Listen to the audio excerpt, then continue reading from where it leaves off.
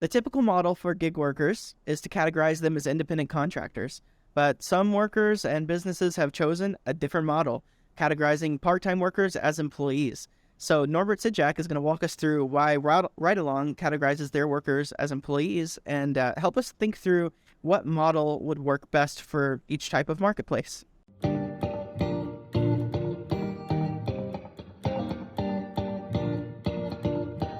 Well, Norbert is the co-founder CEO at RideAlong, and RideAlong is an awesome marketplace that I've been following. They provide safe, reliable, managed transportation for kids across the country, and you guys have been just kicking butt and taking names. So I'm excited to talk about this topic with you and just glean some of that expertise that you've gained from experience at RideAlong and deliver that back to our audience and to other marketplace leaders.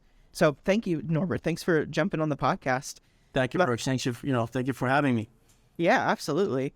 First question for you, just to kind of jump right into the topic. Why have you at RideAlong chosen to categorize your workers as W-2 employees rather than independent contractors? Great question. I mean, look, I think it's a question that's discussed throughout the industry right now. The reality of it is we took a look at the gig economy and we realized that the gig market, just historically was meant to be just that, the gig market, right? And what has become the great companies such as Uber, Lyft have changed what the gig, market is now. A lot of, their drivers are making it their full-time job. But what happens in the workforce is that when you work in the gig market as a 1099 and you putting in 40, 50 hours a week, you lose the benefits of being, a W-2. So we've heard from the drivers, we've heard from the gig world, and we heard that the one thing they were missing is benefits and having a chance to have a 401k and feeling like they're truly kind of part of a team. It's not that they're not part of a team as a 1099, but we've met too many great drivers who spend 20, 30 years doing the gig world and realized that they had not much to protect themselves for the later years. So we chose to kind of take the route of providing both options to our drivers. Majority of our drivers are W-2, but we do give them the option. There are people who prefer it to be, 1099. I was saying it's awesome that you guys give them the option. That's really putting the onus and the emphasis back on serving the gig worker, right? Yeah. So that's awesome. I would say, what are some of the reasons that you've had drivers choose to be 1099 contractors versus W-2 employees, and vice versa? What have been some of the reasons people are happy with being able to be categorized as employees? I'll go backwards a little bit. Our W-2, drivers, they love having the protected status so that if another, knock on wood, COVID happens or the industry gets shut down for whatever reason, them being, protected through the unemployment process is key for them. As a 1099, even though it took a while to finally get that, or what COVID happened in 2020. The other thing that we've heard from drivers is, 401k, for example. They just didn't have those options and savings for when they were going to be finished working. So having those protections that we do offer was key for them. We have a good number of 1099 drivers who want to continue that way. And why they want to continue that way?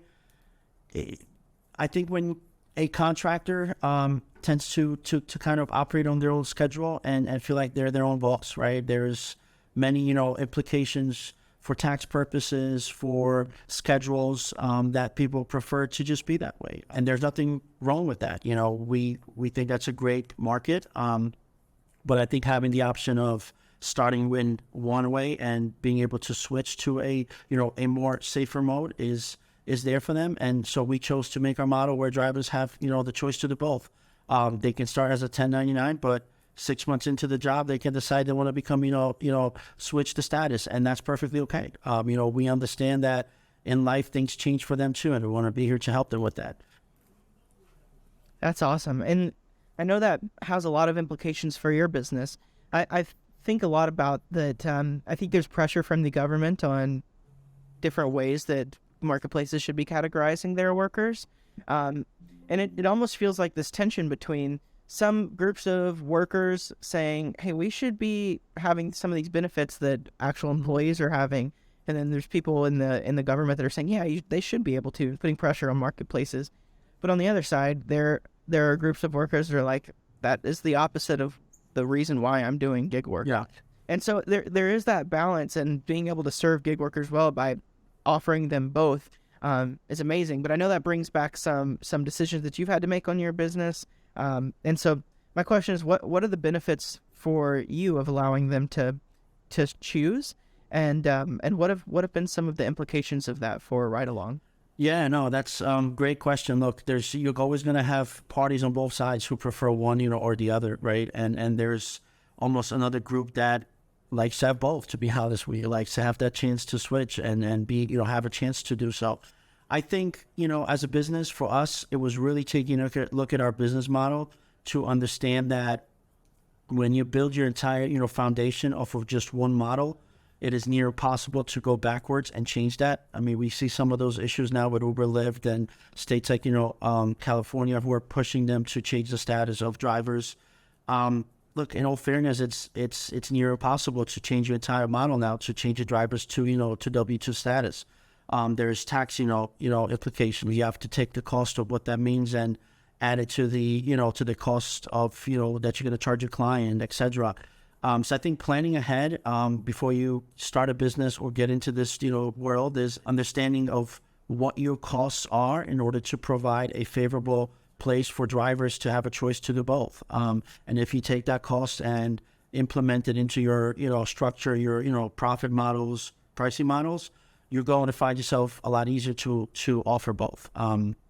We have taken the steps early on to protect the business and basically account, though, as our drivers want to be W-2, whether it's not going to be right away when they start. At some point, they're going to want that. And we, took that early on and said, we know that change will come, and we want to be as ready for it as possible.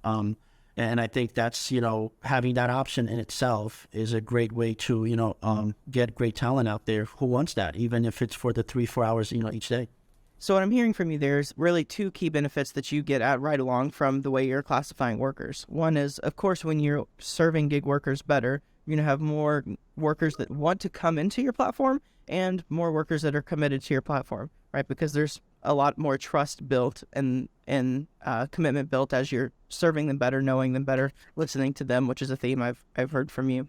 And then the second piece is you are really future-proofing your business from any potential changes, right? You have two different options you can move into depending on how the market changes, how the law changes.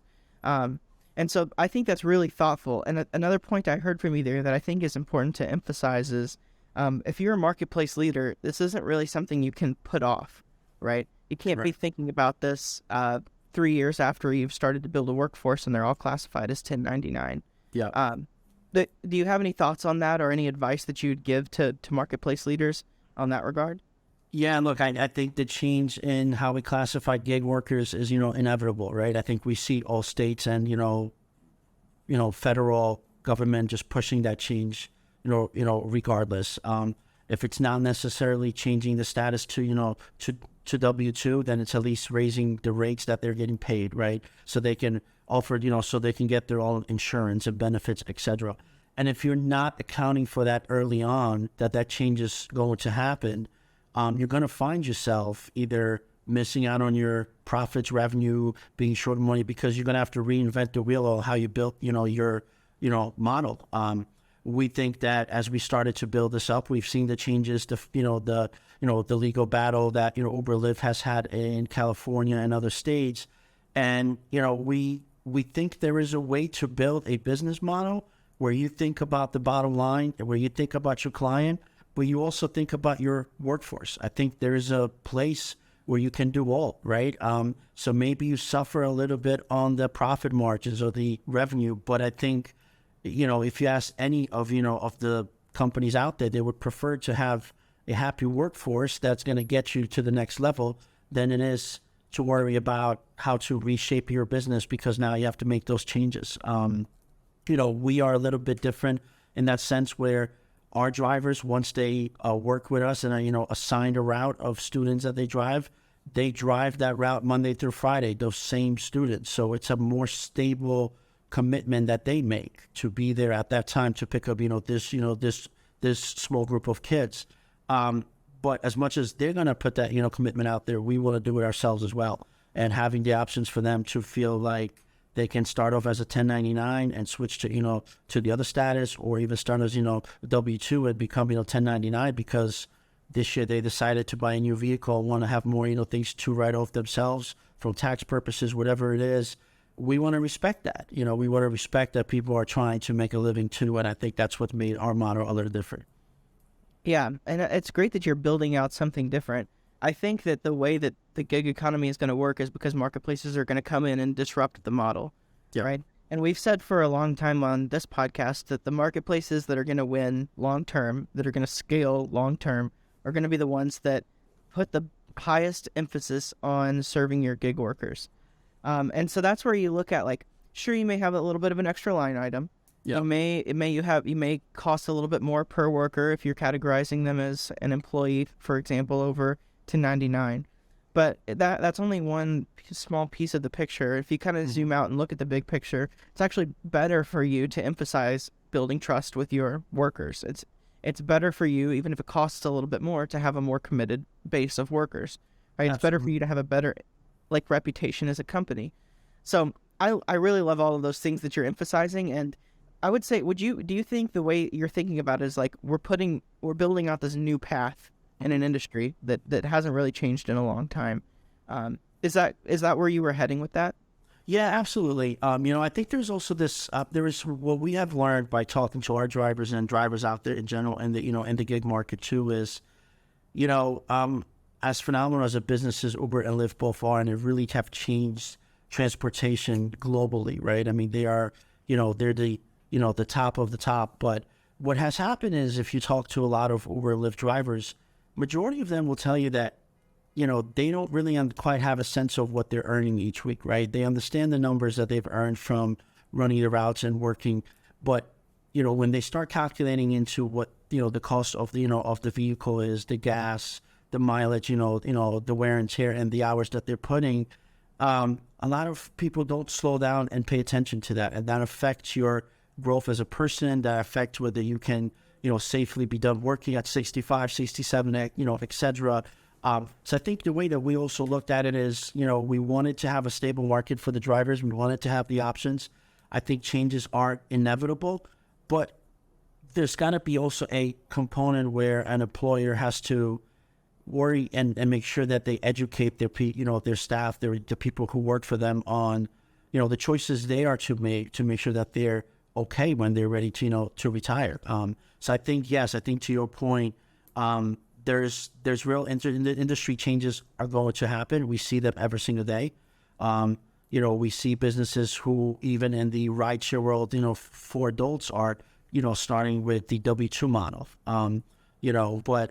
But I think it's just crucial to don't just prep for the change, but also prep for what's important right now, and that is to educate and help the staff that's going to help you, grow your business. And don't get me wrong, Brooks. It's you're not going to please everyone. The 1099 industry, gig world. There's a lot of stubborn people who only want to work in that field as a 1099, right? And even though you might want to show them that there's, you can get 401k where you never had it, etc. They love that world, and there's nothing wrong with it, and change, if change isn't met with some criticism, it wouldn't be change, right? And so that's kind of how we view things. That is great. That's why I really love the ability to be flexible on how they are classified. And I think it'd be cool to build out this new way that I feel like you guys are really championing now of, you have the option. Here are the benefits of being classified in either direction. You got to realize you're losing something either way. And so what would you prefer? I think that is really helpful in that industry. I would also add, for marketplace leaders who are thinking through this, the underlying vein is, how do we serve gig workers well? Like, that's the belief, that's the question that leads to this kind of model. And for you, if you're in a place where I really can't add on W-2 workers, we can't do that at the moment. There are ways that you can go in on serving your 1099 workers, and I think that there's a lot of companies, including RideAlong, who are moving forward with how do we educate better our 1099? How do we help them to upskill? How do we provide some of these other benefits, or through partnerships or otherwise, to make our 1099 employees feel like more of a part of the team and develop that commitment from them? So I think that's a great way to be thinking into the future. Yeah, I think what's important is the way we like to kind of talk about internally here is I think we almost would like to see go away the idea that we call them gig workers, right? Because historically, corporations, businesses, companies just had part-time employees, right? Like that's not a new concept. And they had a part-time, contractors, etc. But this word of gig, workers, it's almost like people automatically have this assumption it's a redheaded stepchild that shouldn't get the same things that, the rest of us do. And I think that, if you are built on using 1099 workforce, that's perfectly fine. That's still your workforce, right? It's just that they choose to be considered for tax, purposes, and maybe they don't get all the benefits in a different way because that's of their choice. But I think we almost have to reclassify how we view that workforce. And it's okay. There's this huge discussion now whether the 1099 worker should set their own rates. And if that falls under it. And to be honest with you, I don't know the answer to that. Right? I think that companies have to dig deeper to find true meaning to what value workers bring to their company, and whether their company is truly built under the 1099 model. And maybe that's what it is. But I think that the conversation has to continue pushing forward. We have to find a bridge where, we can just call everybody, with the workforce. We don't have to call them, the gig, world, or we'd have to call them W-2 world. If they help your bottom line, then they're part of your team, right? And you have the same duty like everywhere else to put in a best system in place for them to succeed. And so that's how we try to see it. It's not an easy process, especially as a startup. We don't have the resources or power as some of the bigger, do. But we try to take it one step at a time. If we do it for one driver at a time, we think it builds, that message. And so that's what we try to stick to every single day. Yeah, that's great. I love the emphasis on culture. And as a startup, I feel like you have so much more potential to disrupt and to serve gig workers in a way that some of these bigger corporations can't, and to just usher in this new era of the gig economy. So that's great. I would say my last question for you before we start to wrap up, and it's kind of a off this topic question, but Sure. Outside of everything that we've talked about, what would be the biggest piece of advice that you give other marketplace leaders, people who are sitting in your seat, really? Biggest thing that you would tell them? Yeah, look, I think the biggest lesson that I've learned in my early years of being a CEO and starting my own business is, we've only been around for 3 years, so it's not like we're even that old. But early on, I learned a lesson that when you're building a business, a company model, you have the ability to think that whatever you have laid out on a piece of paper is the way it has to develop. And I think that being open-minded to not rush to judgment by making sure you change your entire thinking about how you run your business, but just being open-minded to hearing what can make your business better, that will make your environment better, that will make a better working platform for your drivers, for your staff. At the end of the day, it's going to mean a better growth for your business. It might not seem so at the beginning, but we know that's the case. And so I think being open-minded and trying to understand both sides of the platform is key. And I think if you do that, you'll find yourself more times being open to making minor changes that are actually going to mean a huge, changes for everybody else, within the company. That's great. So to just start wrapping up here, a couple questions for you on back to the topic of W-2 versus 1099. Do you see any exceptions to the type of model that you've created? Are there marketplaces where you look and you're like, actually, maybe it's better for them to classify all their workers as either 1099 or W-2 versus allowing that option? Yeah, look, when you're dealing with part-time workforce, that there tends to be high turnover of people that come in. So when we found that when we give people the option as, W-2 and they choose to do it, and then, there's a big surge of extra fees for Uber and they decide to leave and go to Uber, right? So I think I really don't see there being a reason why companies can't offer both. I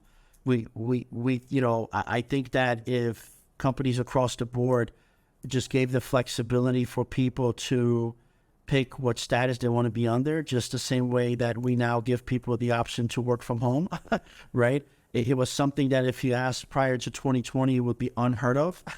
But now it's become normal where we give people a day or two or maybe even more to work from home.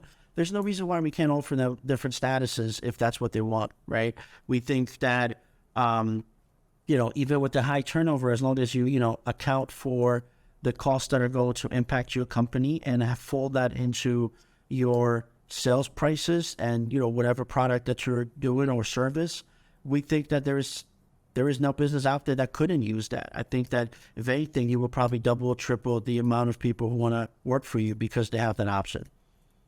That's great. All right. One last question here. Sure. Going through everything that we've talked about, and kind of just to sum it up, what would be the biggest takeaway you want other marketplace leaders to have from this conversation?